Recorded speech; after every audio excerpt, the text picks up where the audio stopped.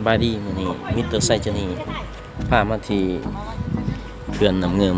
ทาลาดเนาะสำหรับบรรยากาศน้ำก็เขียวงามดีเนาะส่วนหลายประชาชนจะมากินเขาหรือว่ามาปิกนิกที่แถวนี้เนาะที่ด่านลุมก็มีเนาะ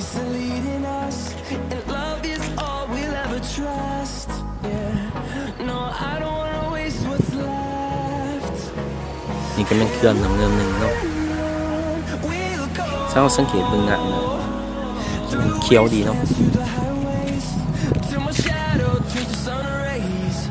สำหรับงานจะเขียวเนาะคือกับบูดากุลอยู่ห้องเวียเขียวดี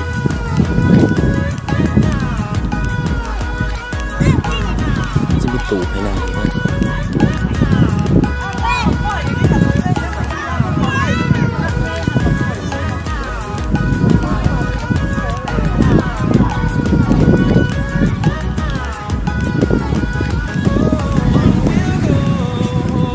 สำหรับมึงกับ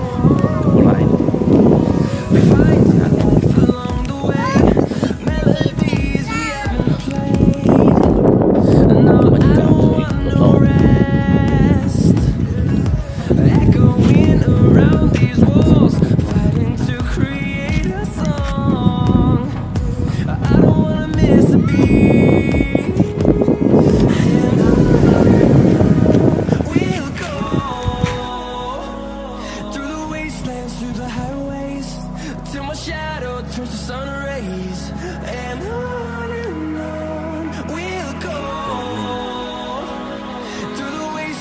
สบายดีเขื่อนไฟฟ้าน้ำเงิน